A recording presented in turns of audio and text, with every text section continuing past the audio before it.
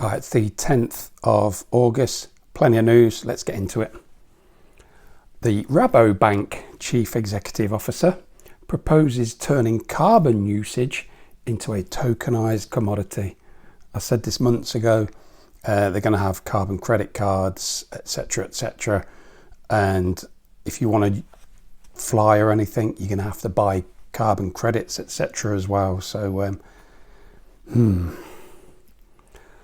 The massive Cuban oil depot blaze from last Friday has spread even further. So that's yet another oil terminal up in flames. Mexico should stop making beer in the drought-plagued north. So you're going to find a lot of weather being used as an excuse now, where it's been the Eastern crisis previously, and now it seems to be the weather. So it's the pivot that I mentioned late last year, and there's always going to be some sort of crisis, and now it looks like it's going to be to do with heat and cold, etc., etc. The UK braces for blackouts in January 23 in the emergency energy plan. So apparently it's going to be over several days, and it's going to affect industries and consumers. So they know what's going to happen. They're telling you it's going to happen. So get prepared. Norway threatens to ration electricity in a fresh blow for UK energy supplies. Please read these articles. I'll attach the ones I can, and the others, just the usual, go and search for them. Millions of Germans won't be able to pay for heating this winter, says the German Tenants Union. So yeah, it isn't just the UK. Germany's really being targeted at the moment. They are, or were, the biggest economy in the EU, so it's making sense why they're being the big target.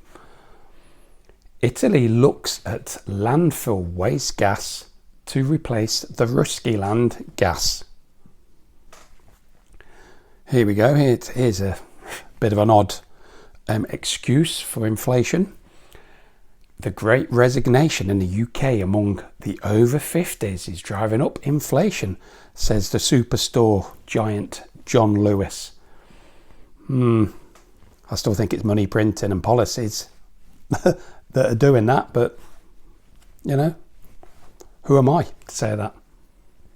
The UK's political vacuum threatens deeper economic crisis. Now, if you look at both the candidates to be Prime Minister, they're both connected with the W.E.F,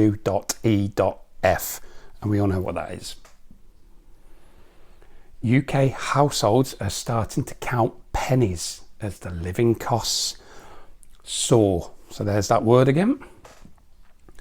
The UK cost of living squeeze is now hitting children's pocket money.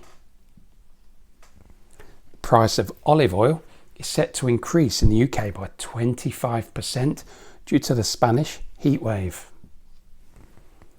In the UK, Asda has been castigated for its smart price food repackaging change, as it shames poor families because it is bright yellow. Now, I bought some of their UHT milk the other day. Thought, my God, it's gone yellow and white. But by heck, it's gone up nearly 15% since I last bought it only 2 weeks ago. So it's gone from 59p to 69p. So if you haven't got it already, I told you about France's milk shortage. It's going to come everywhere. So get your UHT milk. It's actually quite nice to drink. Europe is suffering the worst inflation compared to the UK, allegedly. And the article states Spain, Greece and Netherlands are in double figures. But as we all know, what they report and what we see are two different things. So, and I understand the US inflation is going to be out any moment now. So let's see what they say over there. In Argentina, there's an article saying, think 9% inflation is bad? How about 90%? Now, Argentina used to be a very prosperous country going back quite a few years. So, UK cash withdrawals rocket. That's great, because I've been saying for months, use cash for everything. £801 million was personally withdrawn in July from the British Post Office. Now, in the article, I've seen a lot of 3-3s in there. So that always worries me when I see lots of 3-3s, so 3.3 billion or 331 or something like that. And there was at least 3 in this article. So it makes me wonder what sort of sign that was. The Bank of England says that cash is trash. So straight away, believe the opposite. Scientists create humanized yeast. Now, I've mentioned a couple of articles about cannibalism and cannibalistic things over the last few weeks. Now, this sort of explains why all these articles have suddenly started being here, there and everywhere. The last article I did talk about was the New York Times one or the New York Post from about 3 weeks ago. Now, the biometric side. So, they really want that digital ID.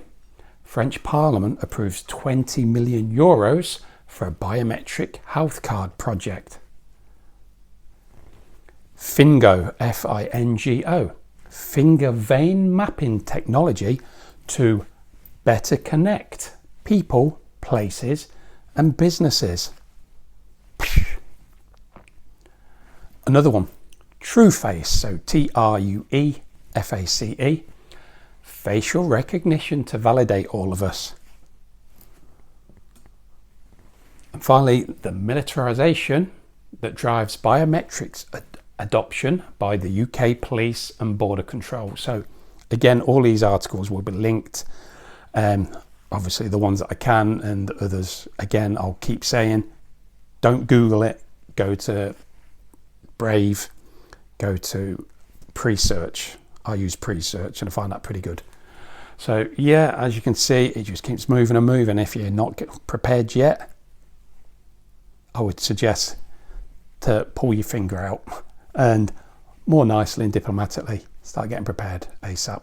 Please like, please subscribe, please comment, please pass on to as many as you can, because this isn't going away. So I'll see you on the next one.